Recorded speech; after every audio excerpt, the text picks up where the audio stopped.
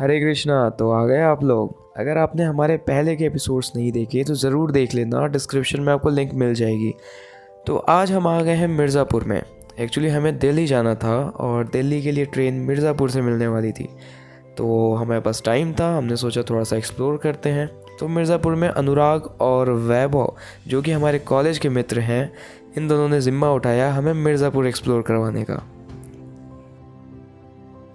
मिर्ज़ापुर पहुंचने के बाद हमारा मन करने लगा कि हम विंध्याचल धाम के भी दर्शन कर आएं, लेकिन रात अधिक हो चुकी थी और समय की भी थोड़ी सी कमी थी। इसलिए हमने ये प्लान ड्रॉप करके लोकली घूमने का फ़ैसला किया और हम पहुंच गए पक्का घाट। अनुराग ने बताया कि सम्राट अशोक ने पक्का घाट को बनवाया था। ये वो स्पॉट है जहाँ से वाटरवेज के थ्रू बिजनेस किया जाता था। पक्का घाट और वहाँ के कुछ लोकल मंदिर घूमने के बाद हम लोगों ने सोचा कि लस्सी पी जाए। और लस्सी पीते पीते हमें कॉलेज के दिन याद आ गए। कैसे हम लोग कॉलेज में मस्ती करते थे, कहाँ कहाँ जाते थे, सारी मस्तियाँ याद आ गई।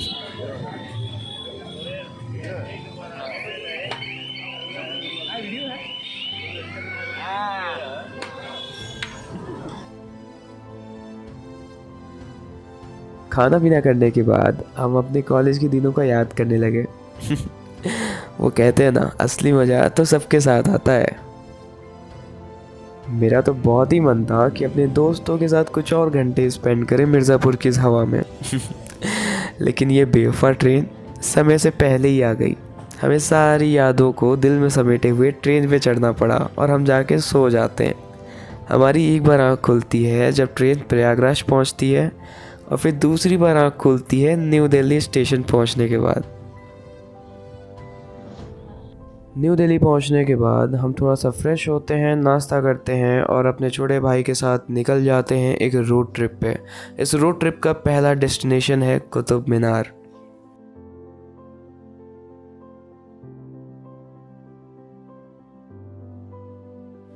कुतुब मीनार टिकट काउंटर के पास का ये नज़ारा देख के हमारे होश उड़ गए।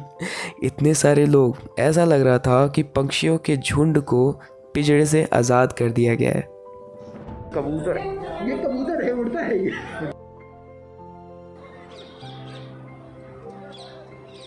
जाने दो।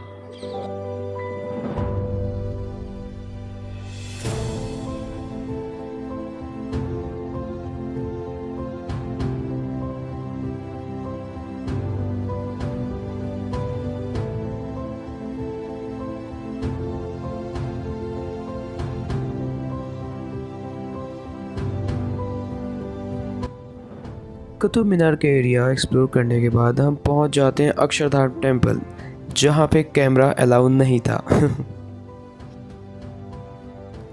अक्षरधाम टेम्पल विज़िट करने के बाद हम पहुंच जाते हैं एक ऐसी जगह पे जो हर पॉलिटिशियन और हर पॉलिटिकल पार्टी का फेवरेट स्पॉट है। अभी भी नहीं समझे भाई, मैं बात कर रहा हूँ जंतर मंतर की। और हमारी किस्मत तो देखो, जब हम वहाँ पहुँचे ऑलरेडी किसी पॉलिटिकल पार्टी का प्रोटेस्ट चल रहा था।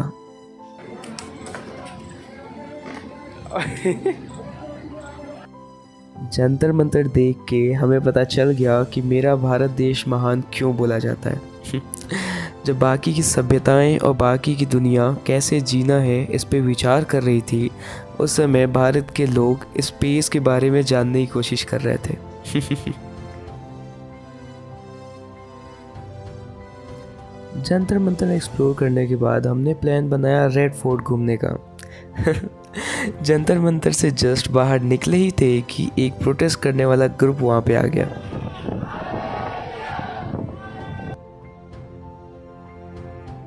ना जाने क्यों रेड फोर्ट पहुँच के बहुत ही अजीब सी फीलिंग आ रही थी। वहाँ का पूरा एटमॉस्फेयर ही नेगेटिव लग रहा था। ना जाने क्यों रेड फोर्ट में वो वाली बात नहीं है जो राजस्थान या फिर मध्य प्रदेश के फोर्ट्स में है। हम तो वहाँ से भागने वाले थे, तभी हमारी नज़र वहाँ के संग्रहालय पे पड़ा। वहाँ के संग्रहालय का इनॉग्रेशन रिसेंट ईयर्स में हुआ है। यहाँ पे आके बहुत ही अच्छी वाली फीलिंग आ रही थी। यहाँ पे इंडिया की हिस्ट्री, इंडिया के रियल हीरोज़ के बारे में वीडियोस चल रही थी और बताया जा रहा था।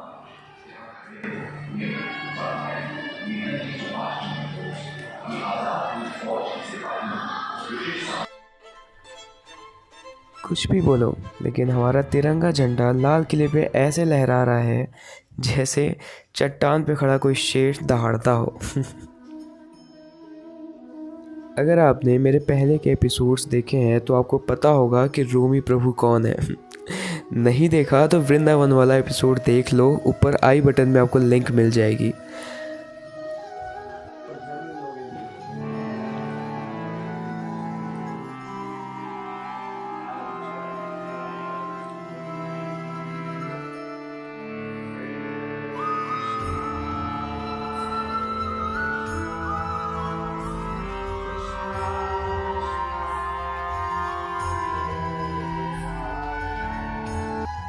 रोमी प्रभु या फिर एस्कॉन टेम्पल के दूसरे मॉन्क्स के रूम में जाने की परमिशन हर किसी को नहीं मिलती, लेकिन हमारी बात ही कुछ और है।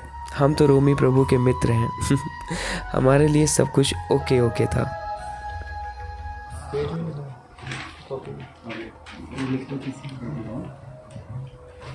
राइट डाउन डिफरेंट टॉपिक्स जो भी चूज करना, डेमिगॉड्स के ऊपर, हां डेमिगॉड्स के ऊपर यू राइट डाउन है एंटी इज ऑन। हमने जैसे ही रोमी प्रभु से बातें करना शुरू की, उनके कुछ स्टूडेंट्स वहाँ पे आ गए। रोमी प्रभु को भी हमसे कुछ बातें करनी थी। फिर क्या था, उन्होंने अपने स्टूडेंट्स को कुछ राइटिंग टास्क असाइन किया और हम दोनों रूम से बाहर चले गए बातें करने। कुछ ज्ञान की बातें हुई, कुछ इधर उधर की बातें। फिर हम चले गए एस्कॉन टेम्पल।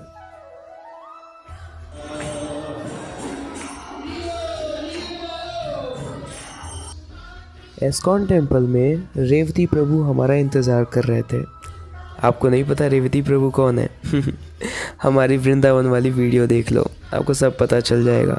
नीचे डिस्क्रिप्शन में भी लिंक है। तो रेवती प्रभु ने हमसे वहाँ पे आरती भी करवाई। और सच बताता हूँ, पूरा दिल्ली घूम लिया हमने, लेकिन जो मज़ा और जो शांति हमें एस्कॉन टेम्पल में आके मिली, वो पूरी दिल्ली में कहीं नहीं थी।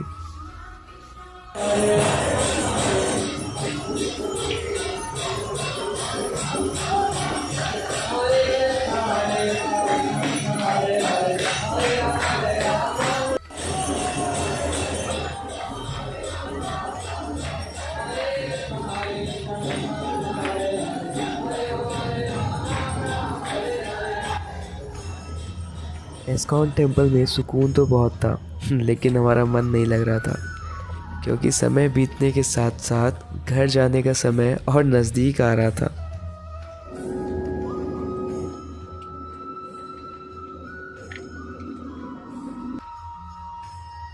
दिल्ली की trip was full of magical moments, चाहे वो जंतर मंतर हो, कुतुब मीनार हो, रेड फोर्ट का एक्सपीरियंस हो, या फिर एस्कॉन टेम्पल की शांति हो। दिल्ली की ट्रिप हमेशा मुझे याद रहेगी। दिल्ली की ट्रिप ने बहुत कुछ सिखाया। और इवन जब हम मिर्ज़ापुर में थे तो हमारे कॉलेज के दिन भी याद आ गए। हमारी फ़्लाइट वाराणसी में लैंड करने ही वाली है। प्लीज़ मेक श्योर कि लैंड होने के पहले आप इस वीडियो को लाइक ज़रूर कर देना। अगर आप नए हो इस चैनल पे, हमारे इस चैनल को सब्सक्राइब कर दो। पहले के भी एपिसोड्स देख लो मैजिशियन ऑन व्हील्स के, और सब्सक्राइब तो एकदम कर देना, क्योंकि आने वाले एपिसोड्स और भी ज़्यादा इंटरेस्टिंग है। उसमें हम लोगों के माइंड रीड करेंगे। तब तक के लिए हरे कृष्णा, जय हिंद। नमस्कार, वाराणसी में आपका स्वागत है। बाहर का तापमान 28 सेल्सियस है। आपसे निवेदन अपने फेस शील्ड, मास्क और गाउन सीट पॉकेट विमान की किसी अन्य भाग में ना छोड़ें। इन्हें केवल अराइवल हॉल में 5 साल बेड में डालें। हम आशा करते हैं आपकी यात्रा सुखद रही।